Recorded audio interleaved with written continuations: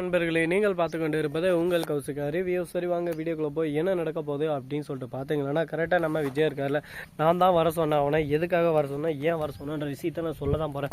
அதுக்குள்ளே உங்களுக்கு என்ன அவ்வளோ அவசரம்? உங்கள் இஷ்டம் தேவையில்லாமல் ஒரு பக்கம் அவன் மேலே அவதூறாக பழி போட்டுன்னு போயினே இருக்கீங்க. எல்லாமே ஒரு லிமிட் தான். அந்த லிமிட்டுக்கு மேலே கிராஸ் பண்ணி நீங்கள் பாட்டுக்கு போயிட்டே இருக்கீங்க.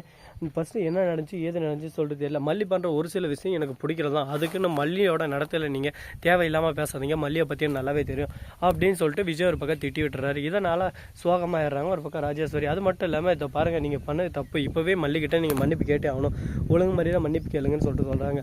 ஒரு பக்கம் மல்லி சைலண்ட்டாகவே அமைதியாக அப்படியே கண் கலங்கி நின்று இருக்காங்க, நம்ம மேலே விஜய் எவ்வளோ நம்பிக்கை வச்சுருக்காங்கன்னு சொல்லிட்டு. ஆனால் அதுதாங்க உண்மை. அதனால தான் அந்த அளவுக்கு அவர் நம்பிக்கை வச்சுருக்கிறாரு. அதே போலவே மன்னிப்பு கேட்குறாங்க.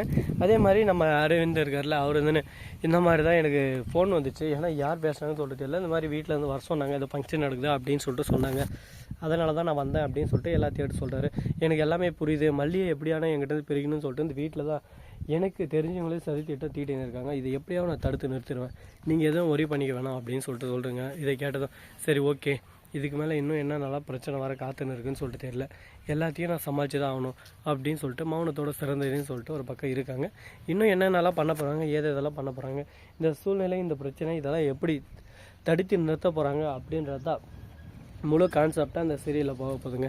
பார்ப்போம் இன்னும் என்னெல்லாம் நடக்க போகுது, இதெல்லாம் நடக்க போகுதுன்னு சொல்லிட்டு. எல்லாமே அந்த கடவுளோட ஆசீர்வாதம் இருக்கிற போது எந்த ஒரு பிரச்சனையும் இருக்காதுங்க, எல்லாமே நல்லபடியாக நடந்து முடிஞ்சிடும் அப்படின்னு சொல்லிட்டு நான் நினைக்கிறேன். நீங்கள் என்ன நினைக்கிறீங்கிறத மறக்காமல் கமெண்ட் செக்ஷன் சொல்லிவிட்டு போங்க. அது மட்டும் இல்லாமல் உங்களுக்கு இன்னொரு இன்ட்ரெஸ்ட்டுக்கான ஒரு விஷயம் சொல்ல போகிறேங்க. அப்படி என்ன விஷயம் அப்படின்னு சொல்லிட்டு பார்த்தீங்கன்னா, கரெக்டாக நம்ம வெண்பா குட்டி இருக்காங்களா, அவங்க இருந்து புதுசாக தினுசாக ஒரு விஷயத்த சொல்கிறாங்க. விஜய் கூட்ட அப்பா அதை பாருங்கள், அம்மா மேலே தேவையில்லாமல் பழி மேலே பழி போட்டு அம்மாவை எங்கிட்ட பிரிக்க பார்க்குறாங்க, அம்மா இல்லாத வாழ்க்கை என்னால் இருக்க முடியாது, நான் அம்மா மட்டும் என்னை விட்டு போகிறாங்க, அடுத்த செகண்ட் நானும் போயிடுவேன் அப்படின்னு சொல்லிட்டு ஆள ஆரம்பிச்சிடுறாங்க. இதை பார்த்தது கண் கலங்கி போயிட்டு என்னடா இது தான் பொண்ணு இப்படி சொல்கிறாளேன்னு சொல்லிட்டு மனசு உடஞ்சி போயிட்டு நின்று இருக்காங்க. இதுக்கு மேலே நம்ம இப்படியே விடக்கூடாதா, இதே போல் போன பிரச்சனை இன்னும் மேலும் தான் பெருசாகும், இந்த பிரச்சனையை நாம தான் முடிவு கொண்டு வரணும், என்ன பண்ணலாம் ஏது பண்ணலான்னு விஜய் ஒரு பக்கம் தீவிரமாக யோசிக்க ஆரம்பிக்கிறாங்க.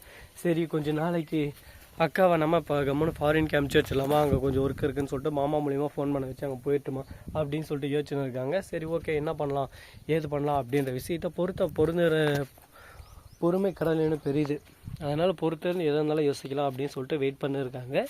என்ன பண்ண போகிறாங்க ஏது பண்ண போகிறாங்க பொறுத்திருந்து அப்படின்ற விஷயத்த நம்ம பொறுமையாக பொறுத்திருந்து பார்த்தா தெரிய போகுது.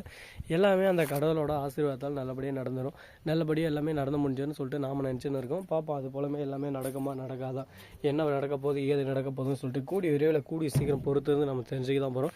தெரிஞ்சுக்கிறதோட மட்டும் இல்லாமல் நம்ம மல்லி யார் யாருக்கு பிடிக்கும், மல்லி இந்த வீட்டை விட்டு போனால் நல்லா இருக்குமா போகலாம் நல்லா இருக்குமா அப்படின்னு சொல்லிட்டு உங்களுக்குள்ள ஒரு தாட் இருக்கும். மறக்காமல் அந்த தாட்டை கமெண்ட் செக்ஷன் சொல்லிவிட்டு போங்க. இந்த மாதிரி ராஜேஸ்வரி ரஞ்சிதமும் இந்த வீட்டில் இருக்கலாமா இருக்கக்கூடாதா, அவங்க இல்லைனா சுவாரஸ்யம் இருக்குமா இருக்காதா அப்படின்ற முழு விவரங்களை நான் அந்த வீடியோவில் பதிவு செஞ்சுருக்கேன். நீங்கள் பார்த்து ஒரு பக்கம் பயன்பெற்று சந்தோஷமாக இருக்க மாதிரி உங்களை தங்களை அன்புடன் கேட்டுக்கொள்கிறேன். ஸோ நண்பர்கள் இந்த வீடியோ பிடிச்சிருந்தா லைக் பண்ணுங்கள், கமெண்ட் பண்ணுங்கள், ஷேர் பண்ணுங்கள், டிண்டிங் மேலே தட்டி விட்டு போங்க. அப்போ தான் நான் போகிற அடுத்த வீடியோ உடனுக்குடன் வரும். மிக்க நன்றி, தேங்க்ஸ் ஃபார் வாட்சிங். டாடா see you, நன்றி வணக்கம், வந்தனம் வருக தருக, Tata see you, bye bye.